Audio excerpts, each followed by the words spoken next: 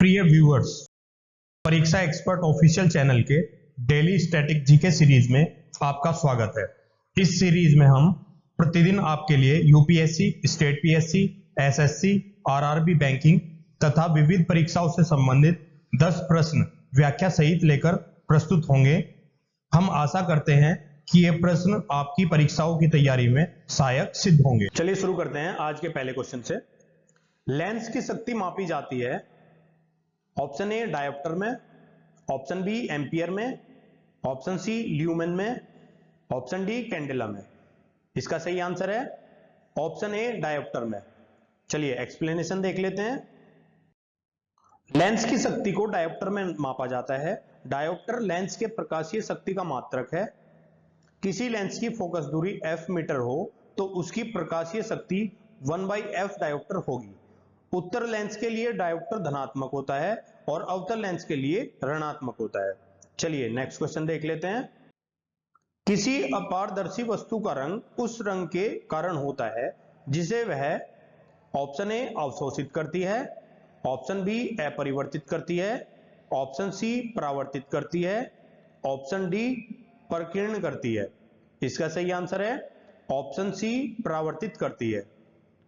चलिए एक्सप्लेनेशन देख लेते हैं। किसी अपारदर्शी वस्तु का रंग उस रंग के कारण होता है जिसे वह परावर्तित करती है। प्रकाश सीधी रेखा पर चलता है जिसे परावर्तित या अपवर्तित किया जा सकता है। वस्तु की सतह पर पड़ने वाली प्रकाश किरणों को जिस प्रक्रिया के माध्यम से वापस भेजा जाता है उसे प्रकाश का परावर्तन कहते हैं। इसलिए जब किसी वस्तु की सतह पर प्रकाश की किरणें पड़ती हैं वह प्रकाश को वापस भेज देता है। नेक्स्ट क्वेश्चन देख लेते हैं। भाप से अधिक हाथ जलता है अपेक्षाकृत उबलते जल से क्योंकि भाप में गुप्त ऊष्मा होती है, ऑप्शन बी भाप शरीर के भीतर घुस जाती है, ऑप्शन सी भाप में अधिक मारक क्षमता होती है, ऑप्शन डी भाप हल्की होती है। इसका सही आंसर है ऑप्शन ए भाप में गुप्त ऊष्मा होती है। एक्सप्लेनेशन देख लेते हैं। उबलते हुए पानी से अधिक भाप जलन पैदा करती है क्योंकि भाप में कुछ अधिक अतिरिक्त गुप्त ऊष्मा होती है।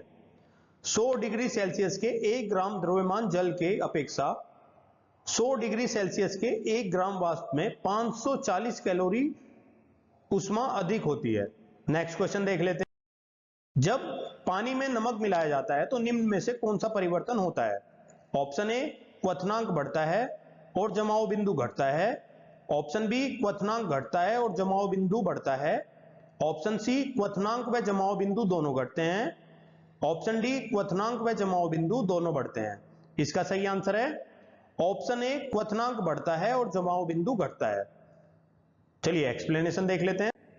जब पानी को 100 डिग्री सेल्सियस पर गर्म किया जाता है तो नमक के अणु अधिक आकर्षक बलों के कारण पानी के अणुओं को वाष्पित करना मुश्किल बना देते हैं। इसलिए वाष्पीकरण चरण तक पहुंचने के लिए उच्च तापमान की आवश्यकता होती है। इसलिए जब पानी में नमक मिलाया जाता है तो पानी का क्वथनांक बढ़ जाता है और जमाव बिंदु घटता है।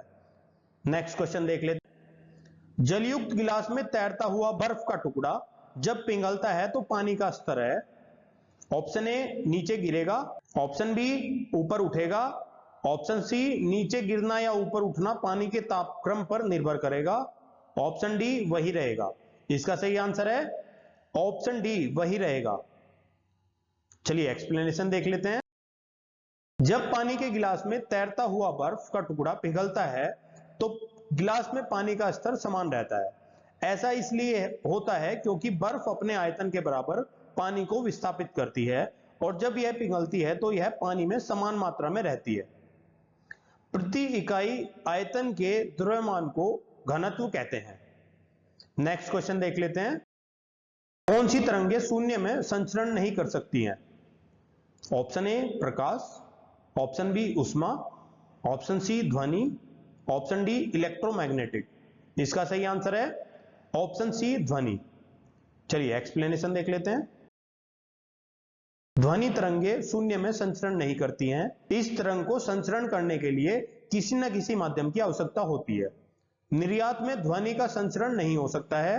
द्रव, गैस व प्लाज्मा में ध्वनि केवल अनुदैर्घ्य तरंग के रूप में चलती है, जबकि ठोसों में यह अनुप्रस्थ तरंग के रूप में संचरण कर सकती है। नेक्स्ट क्वेश्चन देख लेते हैं। अनुदैर्घ्य तरंगों का उदाहरण है ऑप्शन ए रेडियो तरंग, ऑप्शन बी ध्वनि तरंग, ऑप्शन सी एक्स किरण, ऑप्शन डी गामा किरण।